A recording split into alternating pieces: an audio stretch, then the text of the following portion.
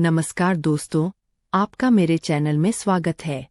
मैं धीरे से अपना हाथ खिसकाते हुए नीचे ले गई।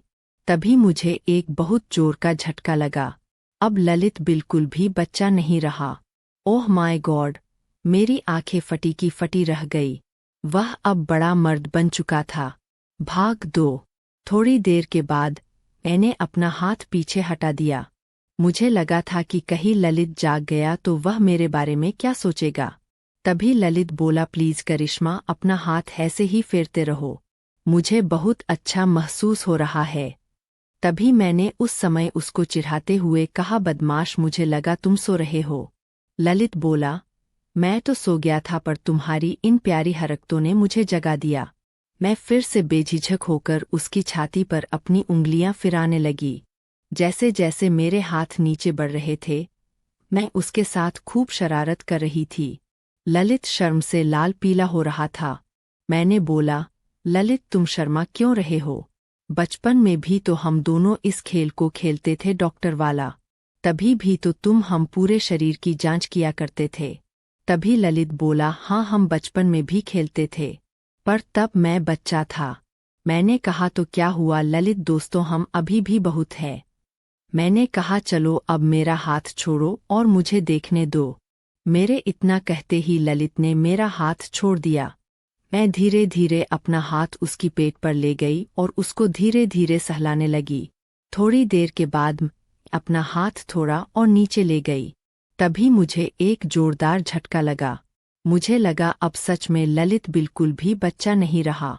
Oh my God! मेरी आंखें खुली की खुली रह गई। तभी ललित बोला, क्या हुआ? मैंने कहा, ललित, तुम तो अभी बिल्कुल भी बच्चे नहीं रहे, तुम तो बहुत बड़े हो गए हो। मैं बिल्कुल निढाल पड़ती जा रही थी। मैंने तो सपने में भी नहीं सोचा था कि तुम इतने बड़े हो गए हो।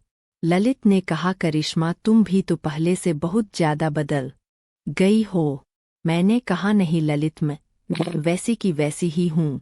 तभी संजय बोला, नहीं करिश्मा, तुम भी पहले से ज्यादा खूबसूरत हो गई हो। एकदम गोलू मोलू सी, एकदम प्यारी गुड़िया की तरह। पहले तो तुम पतली सी थी तो इतनी ज्यादा सुंदर नहीं लगती थी जितनी कि अब लगती हो। उसके मुंह से यूं अपनी तारीफ सुनकर मुझे कुछ होने लगा था। मैं अपना होश को बैठी थी। मैं धीरे धीरे अपना मुंह उसके कान के पास ले गई और धीरे से उसके कान में पीछे कहा, ललित, क्या तुम्हारी कोई गर्लफ्रेंड है? वो बोला, नहीं। मैंने उसको कहा, तब तो तुम्हें मुझे सब कुछ सिखाना पड़ेगा। मैंने धीरे धीरे शुरू किया और बिल्कुल धीरे से उसके कान के पीछे बोला, ललित, कैसा लग रहा है? वो बोला, बहुत अच्छा। फिर मैंने उसको पूछा, क्या आगे भी कुछ करना है? ललित का चेहरा बिल्कुल लाल हो गया था और वह बिल्कुल भी खामोश हो गया था। फिर मैंने उसके बालों पर अपना हाथ फेरना शुरू किया। उसके मुंह से लंबी लंबी गरम गरम सांसें निकल रही थी। एक बार मैंने धीरे से उसको पूछा।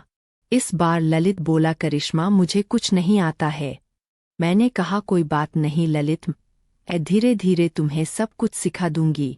उसको बहुत शर्मा रही थी ललित। मेरा गोरी कमर को देखकर बोला, अरे करिश्मा, तुम तो भला की खूबसूरत हो। फिर वह मेरी कमर पर किस करने लगा और अपनी जीभ को मेरी नाभि के अंदर डालने लगा और किस करने लगा। कई दिनों से मैं किसी के प्यार के नहीं किया था।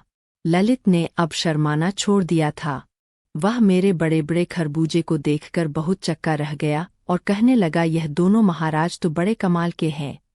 वह बोला, तुम्हारी चिड़िया तो एकदम हीरोइनों की तरह है। मदहोश हो चुकी थी। अब मैदान में क्रिकेट शुरू हो चुका था। मेरा मन भी क्रिकेट खेलने को बहुत कर रहा था। मैंने कहा, देखो ललित, यह लाज साराम को छोड़ो और जो भी करना है जल्दी करो। मेरा इतना कहते ही उसको थोड़ी झिझक महसूस हुई। मैंने उसको अपनी बाहों में भर लिया। उसके शरीर में जैसे बिजली का करंट दौड़ गया हो। मैंने कहा, डर मत हो, थोड़ी देर के बाद तुमको बहुत मजा आएगा। हम दोनों पसीने से पूरे भीग चुके थे। उस दिन हम दोनों के बीच खूब रोमांस हुआ। थोड़ी देर के बाद हम दोनों निढाल पड़ गए थे। मैंने बोला, ललित, ऐसा मज़ा तो जिंदगी में कभी भी नहीं आया। तुम बहुत अच्छे हो और जो भी लड़की तुम्हारे साथ शादी करेगी वह बहुत खुश रहेगी। तभी ललित बोला, भी आज बहुत खुश हूँ। मैंने तो कभी सपने में भी नहीं सोचा था कि कभी हम दोनों के बीच यह सब भी होगा। मैंने उसको गले लगाते हुए कहा, सच में तुमने मुझे बहुत मज़ा दिया है। इसे मैं कभी भी नहीं भूल पाऊंगी। फिर हम दोनों फ्रेश हो गए और चैन की नींद सो गए। 10 दिनों तक ललित मेरे घर पर रुका था। 10 दिनों तक हम दोनों ने खूब एंजॉय किया। दोस्तों, आप लोगों को कहानी कैसी लगी? कमेंट करके ज़रूर बताएं। अगर कहानी पसंद आई हो तो वीडियो को लाइक शेयर करें। मिलते हैं आगे की कहानी में। तब तक बाय दोस्तों।